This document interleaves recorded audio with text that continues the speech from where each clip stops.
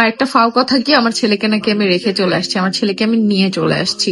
ভাই ও যে কি লেভেলের দুষ্টুমি করে, এই যে দেখো, আমার আয়াত যখন আমার কাছে ছিল সবকিছু, আমার আম্মুর বাসা তো কত পরিপাটি দেখছো, ওকে যখন আমি নিয়ে আসছি। আর একটা ফাও কথা কি, আমার ছেলেকে নাকি আমি রেখে চলে আসছি, আমার ছেলেকে আমি নিয়ে চলে আসছি।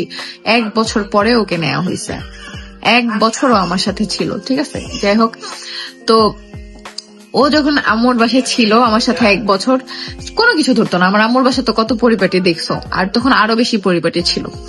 ও কিচ্ছু ধরতো না, অ্যাকুরিয়াম না, কিচ্ছু না, সব যেমন সাজানো আমার সাজানোই থাকতো। ওর কিন্তু তখন দুষ্টুমির বয়স, কিন্তু তাও ধরতো না। তা আমার মেয়ে, মার্শাল্লাহ। তেমন কিন্তু আকসা যখন ছিল তখনও কিন্তু দেখছো আমাদের ব্লগ, আগের ব্লগ গুলো আছে, আমি এত সুন্দর করে গুছায় রাখতাম, আকসা কিচ্ছু ধরতো না, কিছু এলোমেলো করতো না। আবার যেটা যেখানে খেলনা ওইটা ওইখানে রেখে দিত। দুইটা লক্ষ্মী বাচ্চা, বড়গুলো আসলে লক্ষ্মী বাচ্চা হয়, মার্শাল্লাহ। কিন্তু আলিশা এত দুষ্টুমি করে, দেখো জুতাগুলো এখানে ফালা রেখে গেছে, ওই যে দেখো, ওই জুতাগুলো ফালা রেখে গেছে।